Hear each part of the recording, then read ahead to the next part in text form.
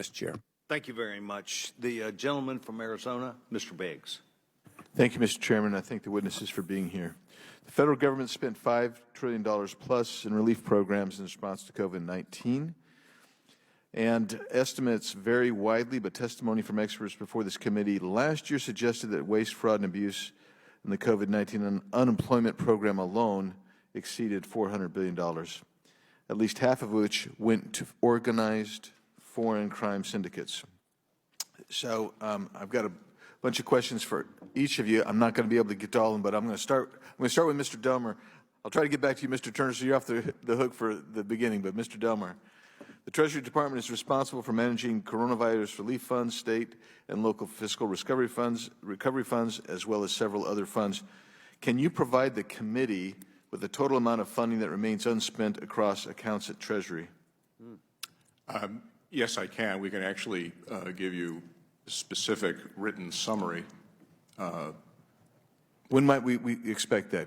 I can get that to you next week, sir. That would be beautiful. Thank you, Mr. Delmar. And that would include what state agencies as well? Would that include what amount of money remains unspent in state agencies? Do you have that information? I don't know. I will find out, and I will get back to you. Okay. Does your office have on hand, and you'll need to get back to me, I'm sure, on this too, state-by-state numbers for unspent funding, both obligated and unobligated in programs that are unexpired or otherwise expired? I believe we have them for overall, and I'm sure we could probably find them on a state-by-state basis. Okay. If you could please provide what information you have to the committee by next week, that'd be great. Mr. Turner, during testimony delivered to this committee last year, we were informed that the California State Auditor reported that the state's Unemployment Development Department was slow to take action to address unemployment insurance fraud. In total, California alone lost in excess of $10 billion to fraudulent claims. And you've mentioned some of those. Can you identify for us some of the failures of the California Department? Well, let me just say, it was just not California. We found that some of those problems that California experienced was experienced throughout the country. And so I hear what you're saying, but it was really through our reviews. Could the gentleman answer the question Yes. specifically as it relates to California, please? And if you want to generalize, I'm okay if you just say they all had self-identification, which was a problem. Are we getting back to that? Yeah, it was self-certification, and also there was stolen identity, stolen Social Security numbers. So you had ID theft as well? Correct. Okay. Yeah. In what ways does the Department of Labor track state workforce agencies that slow-walked correction of fraud and UI program? State that again, please. Yeah. In what ways does the Department of Labor track state workforce agencies that slow-walked correctives of fraud in the UI programs? Basically, through our reviews and audits, we're able to take a look at are they meeting the standards. I think the standard is to issue those payments out between 14 and 21 days, and the average was 1 to 2 months. Thank you. Mr. Shoemaker, with regard to SBA, a year ago, there was estimates that there was $76 billion in potential fraud in the SBA program. The SBA itself estimated $78 billion. Secret Service estimated $100 billion, and in improper payments. What is that number finally that SBA holds to now in improper payments? Thank you for the question. The number you're referring to was $78 billion in the EIDL program. That was a result of work from our office, and that was a collection of our reports that we removed the duplicates, so that we had a number that was $78 billion. That number is at $86 billion, from ensuing work. That does not include the PPP program. Our work in that area has uncovered at least probably another $20 billion on potential fraud in the PPP program. But we have an ongoing project right now to come up with a comprehensive estimate of the fraud within the PPP and the EIDL program. So currently, what I could tell you, it will be more than $100 billion. Thank you. And then I just want to get back to you, Mr. Turner. I want to make sure I understand what the estimate of the fraud that your agency has uncovered, the IG's office has uncovered in the unemployment arena? We're looking at $76 billion, and that's based on the fraud rate that the department produced at 8.5 of $888 billion. So 76 billion is what we believe that's on the low end for the fact that PUA was not included in that number. The department will have the PUA number issued sometime this year is what they've told us. All right. Thank you. I appreciate all of you being here. Thank you, Mr. Chairman. I'll yield. Mr. Turner, I'd like to just ask a question just to follow up, be sure Mr. Mafume and I got it. Social Security numbers were duplicate to where they went to two people, or it went to a different person that may not have qualified? It went to kind of both. We had Social Security numbers that were stolen off the dark web, and in some cases we had one person file for claims in 42 different states. Yeah. Thank you, Mr. Turner. The gentlewoman from the District of Columbia, Ms. Norton. Thank you, Mr. Chairman, and I appreciate this hearing. The Pandemic Response Accountability Committee, Mr. Shoemaker, provides independent oversight of approximately $5 trillion in pandemic relief spending and helps coordinating, facilitate oversight by federal inspectors general.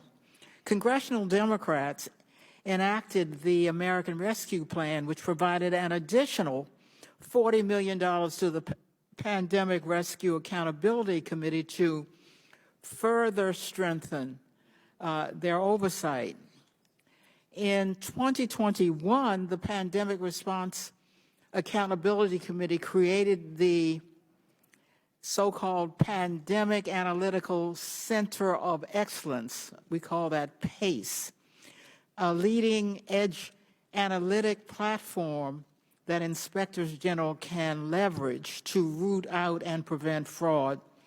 So, Mr. Shoemaker, my question to you is, how has your office leveraged the enhanced data analytics capabilities that the PACE offers to optimize the effects of your limited resources? Thank you for the question. Our office, in the early days of the pandemic, received over 100,000 hotline complaints. That was within the first year. We typically receive less than 1,000. So that number has since increased to over 230,000. So we engaged the PRAC, the PACE, to help us triage those hotline complaints. That was at the initial stage. We have since developed an in-house data analytics capability where we have further refined that process to use topic modeling and artificial intelligence to distill that 230,000 leads into 81,000 actionable leads, which equates to about 100 years worth of investigative work for our office. The PACE also has what we would consider kind of a groundbreaking effort of a shared service where they put in place a blanket purchase agreement for data scientists, data visualization, and data structuring. We have taken advantage of that contracting vehicle. So the limited number of data scientists we have within our office, we also have contracted data scientists to help us do our work, and that is, so we're using the data scientists to basically force multiply our criminal investigators. So we work harder and smarter with these tools. All right, so as I understand it, enhanced data analytics do save you valuable time and resources by enabling your office to determine which complaints to pursue. That's correct? That is correct. At SBOIG, we have basically integrated data analytics into heart of our oversight. Mr. Shoemaker, how could codifying the capabilities of the PACE ensure that you and other inspectors general can more effectively and efficiently conduct oversight? Like I said, at the early stages, they were a resource that we were able to leverage. So the fact that that you'd want that resource to be available during the next disaster for the Inspector General community, I think that that is a worthwhile investment. Thank you. Mr. Delmar, do you agree that access to a permanent and effective data to analytics capability would help you do your job?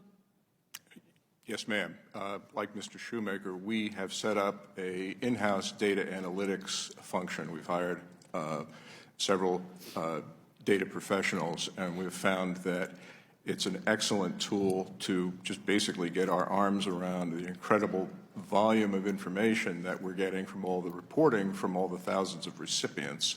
And it gives us an opportunity to make sense of the raw numbers and detect trends, detect where problems are.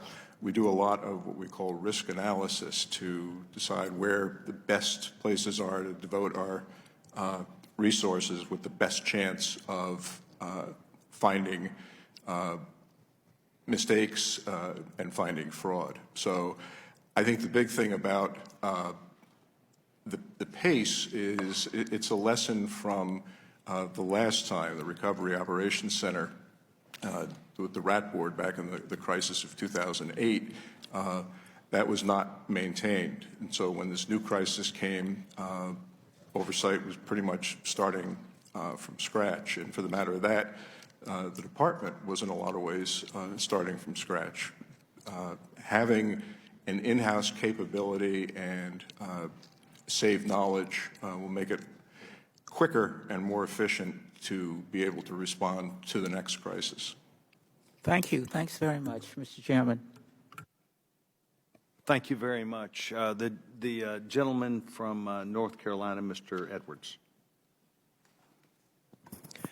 Thank you, Mr. Chairman. To all of you, thank you for being here. We appreciate you taking time. My questions are for Mr. Turner. Your office issued an advisory around claims using Social Security numbers that were filed in multiple states, used for deceased persons, of federal inmates, and used to file for unemployment claims with suspicious email accounts.